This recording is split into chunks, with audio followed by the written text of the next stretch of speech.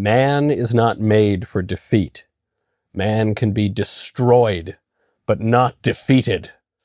Do you want to box? Do you want to fight? We will not be defeated by our book this month. That is Old Man in the Sea by the great, inimitable, actually eminently imitable, Ernest Hemingway. I am joined by a great and inimitable man, Viva Frei. Viva, thank you so much for being here. Michael, thank you for giving me an excuse to reread a book I read 30 plus years ago. Do you know I had never actually read Old Man in the Sea, one of the most famous works by Ernest Hemingway, one of the most famous works of literature probably of the last 300 years, and a really, really magnificent book. The book is very slim, and yet it's dense. Hemingway is a dense writer. Everything is packed with symbolism. He uses an economy of language, but he uses language quite well. Can you, in 1 minute, give a summary of the book? 1 minute summary is an old, poor Cuban fisherman with a strange relationship with a young boy, down on his luck, decides to go for the all-in of fishing, goes further out into the ocean to try to turn around his bad luck, hooks a monster, and as he reaches his dream and tries to bring it ashore, he sees it get literally destroyed by sharks. And his dream disappears. And my takeaway from it, which I'm not sure everybody gets, is that in his pursuit of his goal, he ended up destroying it through his blind ambition. That is the 1 minute summary. And that's pretty much the book. Guy catches fish, fish gets eaten by shark, and he comes back empty-handed. That is a very depressing read of Old Man in the Sea. So in terms of the plot, that's exactly what happens. However, I had a much more hopeful read on Old Man in the Sea. We were discussing that the book is rich in symbolism. The old man's name, Santiago. And so Santiago means St. James. For some reason, this is a weird quirk of the English language. Iago comes from Jacobus, Jacob. And Jacob in English becomes James. I don't know how that happened. It was an Ellis Island thing or something, but that's the meaning. So this refers to St. James. One of the most famous pilgrimage sites is the Camino de Santiago. The boy's name, this young boy who kind of looks after the old man, his name is Manuel. Manuel comes from Emmanuel. Emmanuel means God is with us. And so you've got right from the beginning this tension between nature and faith and the supernatural and God. The boy has total faith in the old man. He wants to go out and fish with the old man, but his parents won't let him. This, this is an amazing thing with Hemingway. But every line you have to go back and read because he does nothing accidentally. Right at the beginning, he says, this is the first line of the book. He was an old man who fished alone in a skiff in the Gulf Stream, and he had gone 84 days now without taking a fish. In the first 40 days, a boy had been with him, but after 40 days without a fish, the boy's parents had told him the old man was now definitely and finally salao. It was the worst form of unlucky. 40 days, immediately we're getting yet another biblical image. 40 days is the time of completion. 40 days, Christ in the wilderness. And people lose faith in the old man. But the young boy does not lose faith. The old man says, well, you got to listen to your parents. So thanks for helping me out. Thanks for taking care of me. Thanks for bringing me coffee. But I'm going out on the water alone. Then what happens? Well, now that you mention it, I do feel kind of silly for not trying to look into the interpretation of the numbers. I don't not do it as a rule, but you can draw any connection from numbers, but it is true. 40 days in the desert. Now I'm thinking of what the representation of the 84 days is.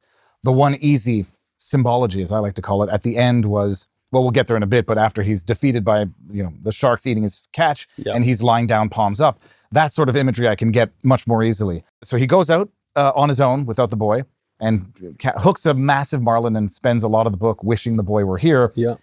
And I was unclear as to whether or not he was wishing the boy was there either for assistance or to show off his catch and impress the child. Well, there's something quite interesting, especially you mention there's this image of the crucifixion that keeps coming up with Santiago, that Santiago is this Christ figure.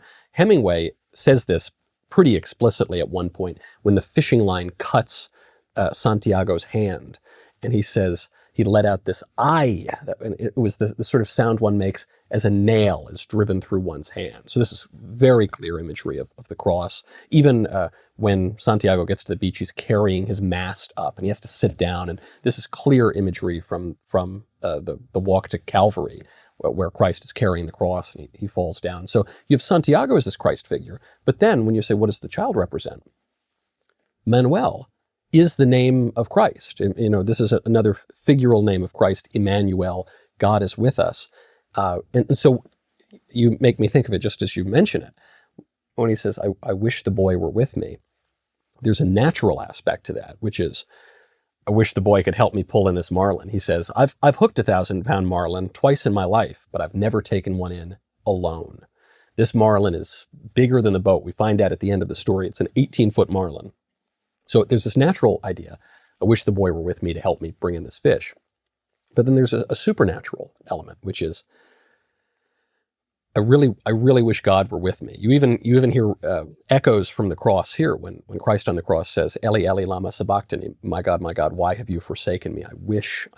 And he says, I'm not a religious man, but he keeps trying to make a deal with God. He says, if you help me bring in this fish, I'll say 3 Hail Marys and 2 Our Fathers or something. That's too much to say right now, but I'll say it later, please. I'm not a religious man.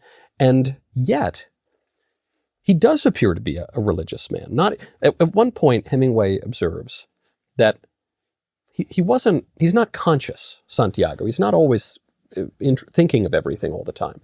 But he became humble at some point. He doesn't know when he became humble, but he certainly did. So he's a humble man. He's willing to do what he has to do.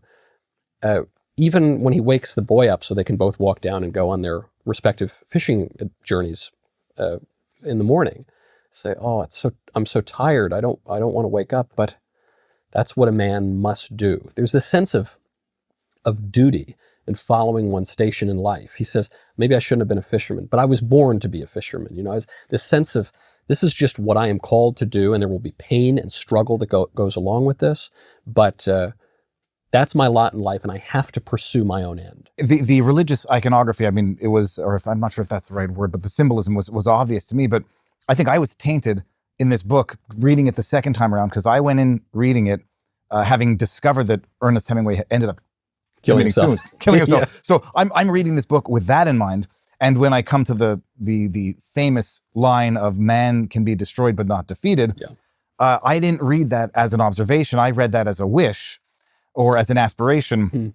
And then knowing that he ultimately ended up taking his own life, which I think is the ultimate, I say it non-judgmentally, it's a tragedy, but it's the ultimate form of defeat where you end up taking your own life. Despair. Yeah. Despair. And I read that as he was destroyed and he did end up defeated even in his own mind, which is how I ended up reading this entire thing of the pursuit of that fish and his pursuit of his ambition, going further out than all the other fishermen, and taking this in alone when he had never done it alone.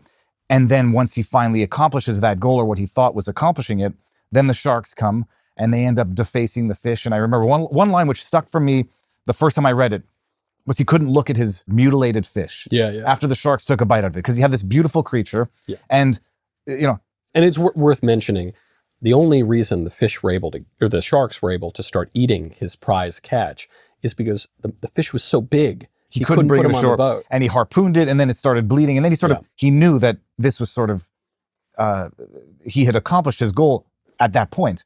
But then as he sees it start getting eaten away, then he sees his dream starting getting eaten away. But where I also took from this differently the second time around than the first time is as he sees the fish getting mutilated and destroyed, and his beautiful catch turned into not chum, then he goes to start killing the sharks, which I did not even, I can't believe I didn't notice this the first time. It was an action movie. Like he's fashioning weapons and stabbing sharks in the brains and seeing them, one after another. Gouging out their eyes. And I couldn't believe that I didn't realize the graphic nature of the violence from a literary perspective. His catch is now not only being destroyed, but he's turning into a murderer of other animals. And this entire venture has now proven to be a total disaster in that he kills the beautiful fish, loses it, and then turns into something of a monster by killing other animals for only doing what God intended them to do, and then ends up with nothing except the scars on the palm of his hands and laying in a position of Christ on the cross. But isn't he doing what God intended him to do when he was born to be a fisherman?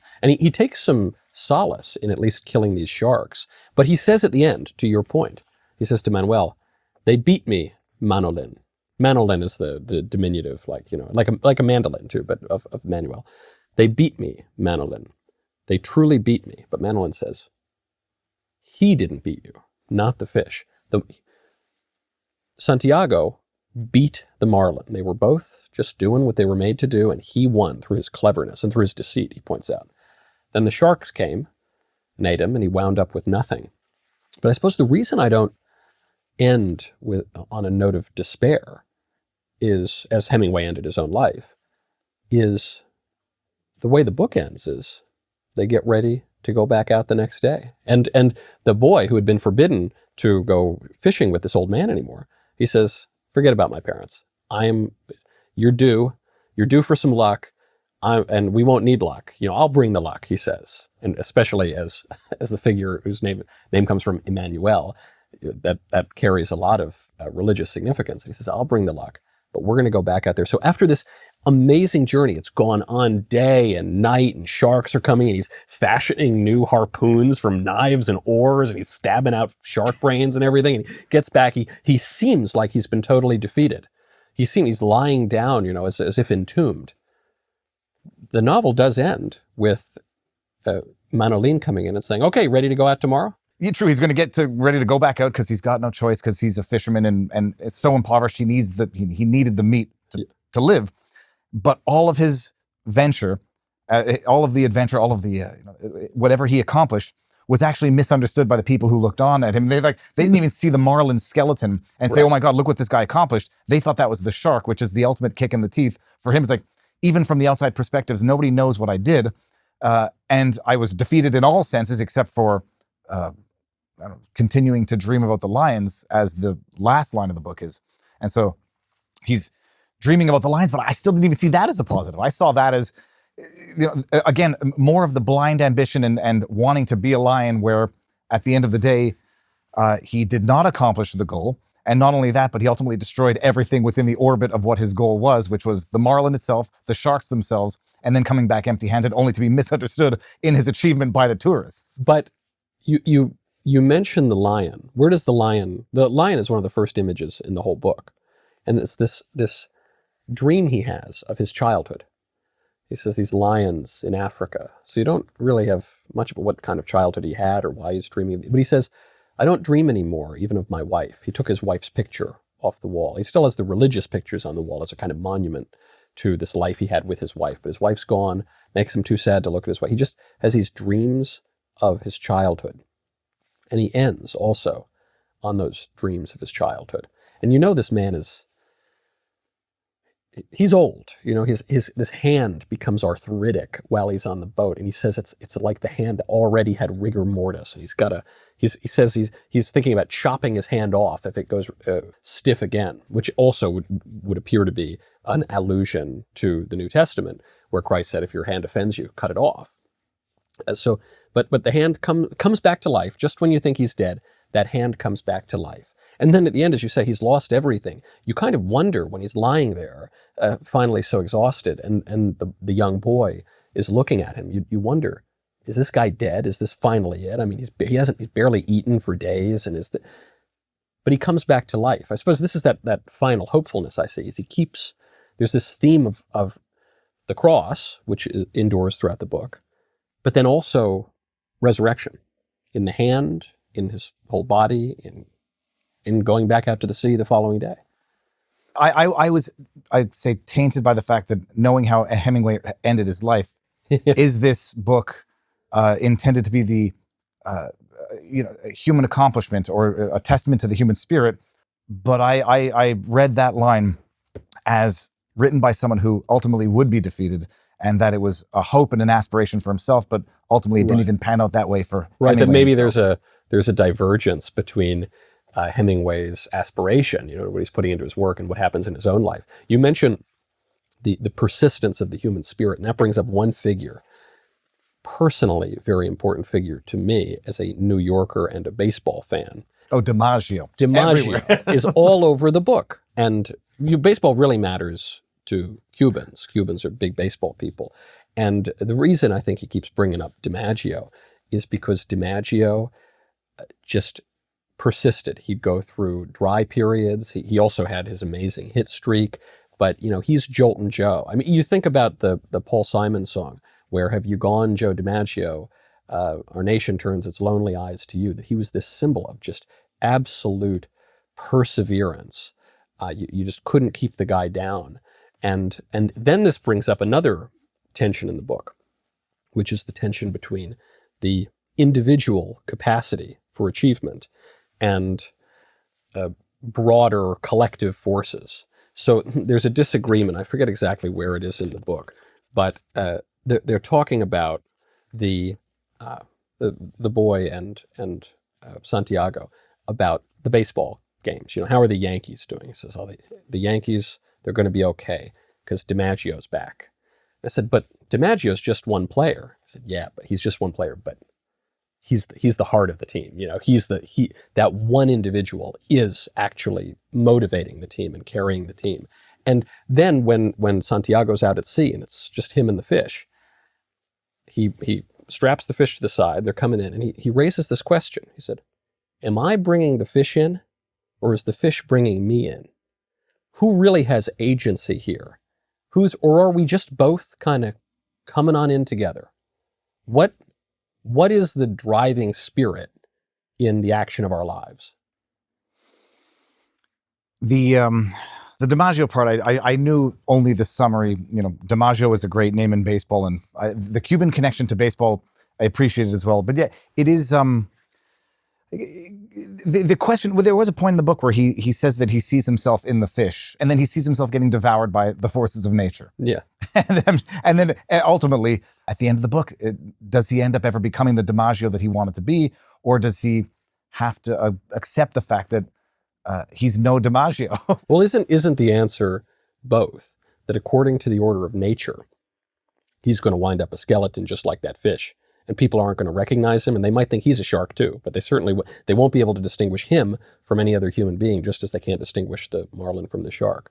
But according to the order of grace, there is more than just the skeleton. There is more than just the rigor mortis. There is a resurrection. There is a next day. There is more fishing. I mean, even just the setting of the boat. When Christ comes to call the apostles, he's calling a lot of fishermen. Or you think of St. Peter, who the first pope.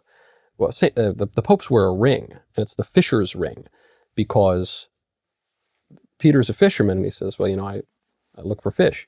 And Christ says, "Well, I'll make you a fisher of men." When Christ is resurrected, his appearance to the apostles on the sea is when they're out in the boat, and he's just broiling fish for them. So even an early Christian symbol is the fish. Sometimes certain Protestants put it on their cars now too, a little fish symbol. So all of this, the whole imagery, the entire universe of the story is this religious, specifically Christian kind of universe. And so it seems to me that the book is always playing on those two orders, the order of nature as well as the order of grace. So in our own lives, in the order of nature, we're defeated. Ain't no one here getting out alive, man. But according to the order of grace, perhaps there is some hope beyond that. And you even see Santiago going back and forth. "I'm not a religious man. Maybe it would be better if I weren't a fisherman. Maybe this is going to defeat me. It's going to take me down. I should have, if I were the fish, But then he keeps saying, he says, "I'm not thinking right.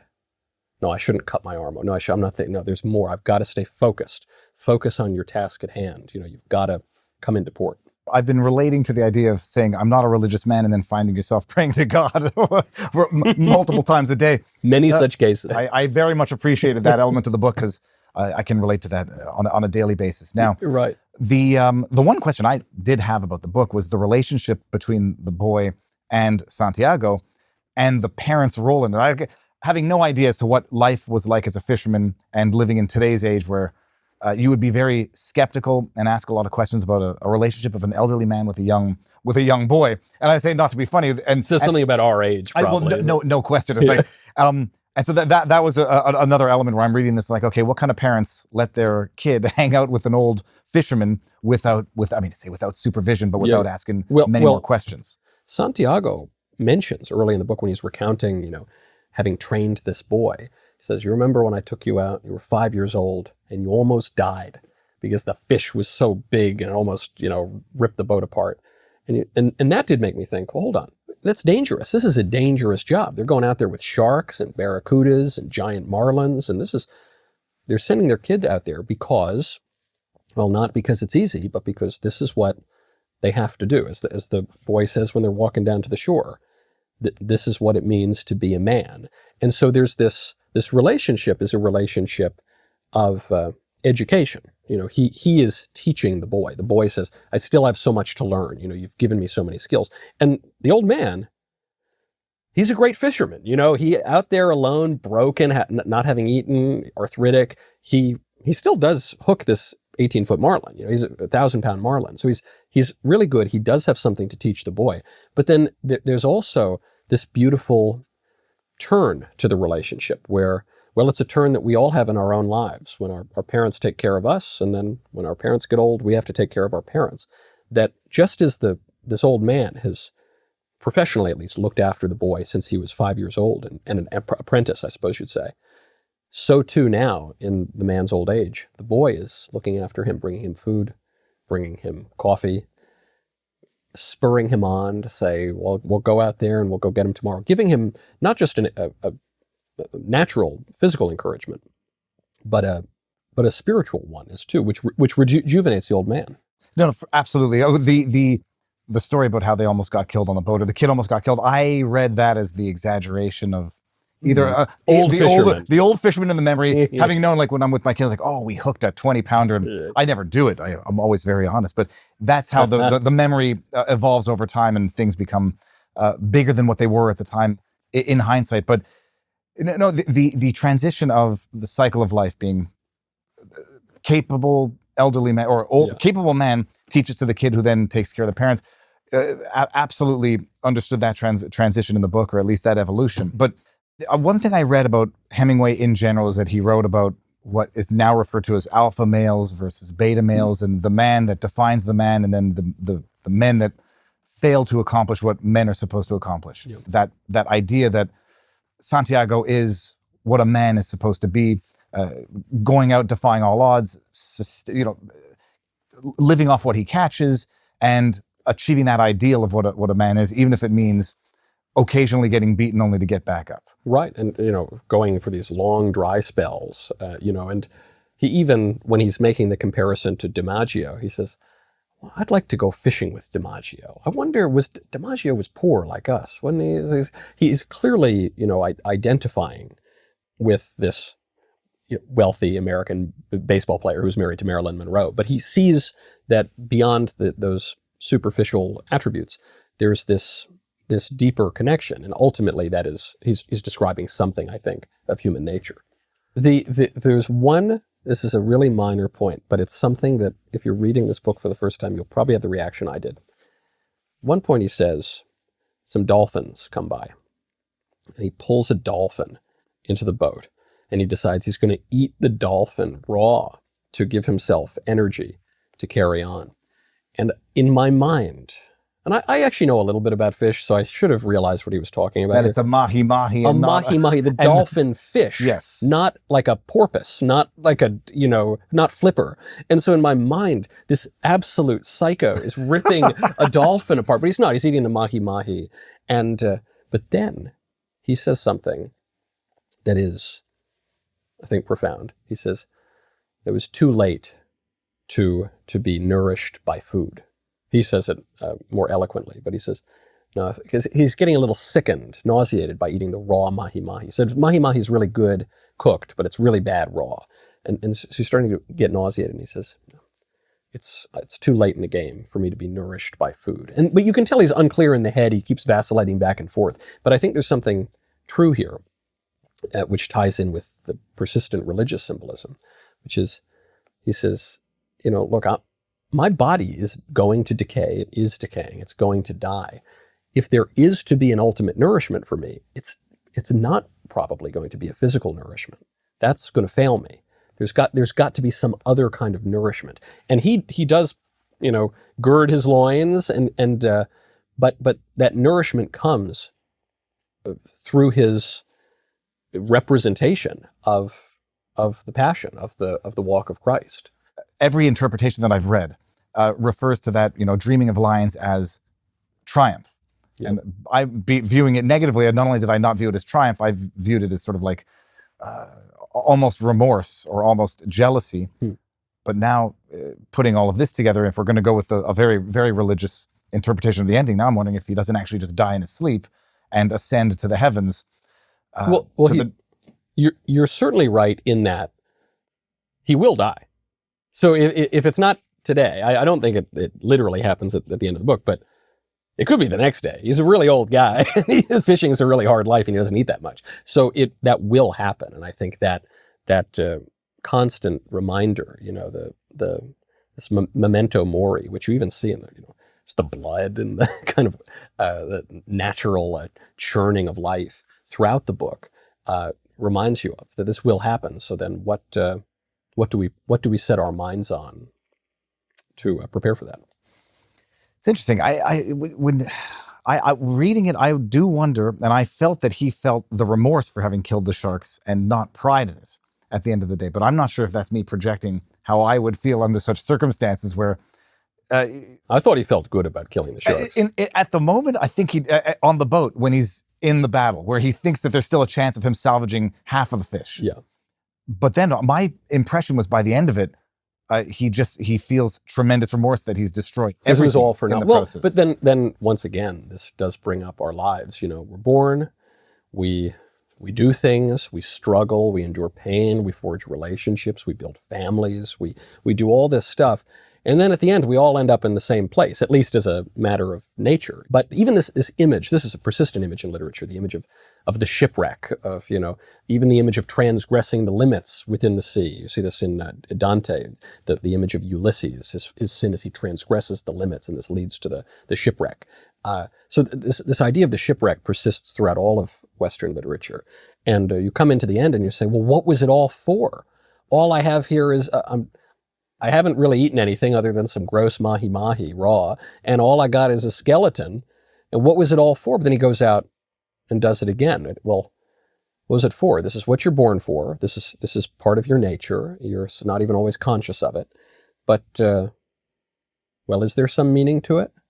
I guess if names like Santiago and Manuel have meaning to you, then maybe you would say there is some meaning to this. But if not, it looks pretty hopeless. My question is this. Should he have just let the sharks eat the fish without killing the sharks? No. Because by that point, he knew that it was... dirty, rotten sharks. He's a man. That's what he's born to do. But I look at the sharks as much of a creation of God as the marlin. And at that point, he said, we're not getting out of here alive. Do we all become monsters in our, in this ultimate goal of not getting out of here alive? We know what Santiago thinks about it. Because he says he's at least prepared to go back out the next day. Yeah, we know that. And so I think that interpretation is a rather modern view. It's probably a widespread view, which is, man, come on, let's kumbaya. Why? Come on, sharks. To me, it's more like he knew that he was not going to accomplish his goal, period. And at some point you say, okay, well, at least let this fish be eaten in the way nature intended, as opposed to me stubbornly trying to preserve my trophy and destroying further nature in the process. But isn't Santiago part of nature? And isn't it his natural end? Just as it's the natural end of the shark to kill the marlin, isn't it the natural end of Santiago to kill the shark? That's what I'm not sure about. I know that he hates the sharks and he views them as the villains, and so he's protecting his catch against villains. And maybe it is a modern beta male thing to say, well, why kill another creature when there's no purpose not to any of this? We're all going to end up dead, but let the sharks be the sharks, and you've lost this battle. Let Santiago be Santiago. And kill the sharks. This is the old joke, like when you get in front of a judge and the criminal says to the judge, Your Honor, I was predisposed to commit the crime. And then the judge says, well, now I'm predisposed to sentence you to jail. And so I can appreciate that. I'm just wondering at the end, I don't feel that Santiago was proud of what he did. That's my... He clearly is troubled by... He's troubled by life, just as we all are. And we have questions about what we do. And he's constantly, you'll notice, he's saying, I wish this, I wish that, I wonder this. A wish is not something you have for the future, really, so much as as some way you'd like to have changed the past. I want something in the future, but I wish I could have done something different. Maybe I shouldn't have been a fisherman. I wish I had the boy. I wish I did this. So he's constantly going back. Should I have even caught the marlin? He certainly says this, had I known what this would all come to, I probably shouldn't have even gotten the marlin. What was it all for? I should be home sleeping now. Right, yeah. And so but of course we all do that too. We second guess ourselves. We look back. Especially when it turns to utter horror and loss in terms of what, as it does. Had I just not done A, then we wouldn't be here at all. Had you heard of the psychiatric analyses of Hemingway potentially having suffered from CTE as a result of car crashes and plane crashes? No. So there was a psychiatric analysis, or a psychiatric, I guess, post-mortem of Hemingway's life, which suggested that he suffered from behavioral disorders, which might have been the result of repeated head injuries. He liked to fight. There's no doubt about apparently it. He had plane crashes, car crashes, and but so when reading and not knowing when CTE fully kicks in and the behavioral issues that causes, I go back and read this book, and in terms of how it could be interpreted in light of being written by someone who might be suffering from undiagnosed mental issues. I always appreciate these kinds of novel analyses, and there's probably something to it, because the guy definitely took some blows to the head on a number of occasions. But the Hemingway family, they all killed themselves, basically. This was something that was generational. Yeah, they call it a hereditary issue. No idea. I think his sister, multiple members of the family. Yeah. I don't know if I've always wondered if that's a self-fulfilling prophecy, right, or right, an underlying issue of undiagnosed mental issues that are genetic. And that in itself raises this question that's constantly throughout the book, which is how much of this is just kind of how nature unfolds, and how much of this do I have an individual autonomy over, and to what degree is my individual autonomy really autonomous? To what degree must it cooperate with Grace, the nice young boy named Manuel who brings me fish? And questions that, well, even for a tiny little book, I said it at the beginning of the episode, we could sit here forever talking about it, but I've already run extraordinarily late. So Viva, thank you so much for being here. My pleasure. Thank you for having me. We'll have to do, I don't know, well, I would say we do part 2 on Old Man in the Sea, but there are like a billion other Hemingway works. So maybe. Like I said to you before, I read this, the first book I read beginning to end at my parents' cottage up in Quebec. Yeah. And I've always been a fisherman, and I read it, and it's when I read it as a kid, it was the dream of catching a fish so big it pulls you out to sea. When I reread it as an adult, I read it with a different view. But thank you for getting me to reread it again, because it was beautiful. I read it with my kid, and I wake up the morning after reading it to him, and he says, a man can be destroyed, but not defeated. Thank you for getting me to read it one time. Thank all of you for encouraging me to read this book for the first time. And we will see you next time on the Book Club. Thank you so much for watching this episode of the Book Club on PragerU. PragerU is a 501c3 nonprofit organization, so we rely on donations from viewers like you to keep this content on the air. Please consider making a tax-deductible contribution today to help keep this content coming. Thank you very much.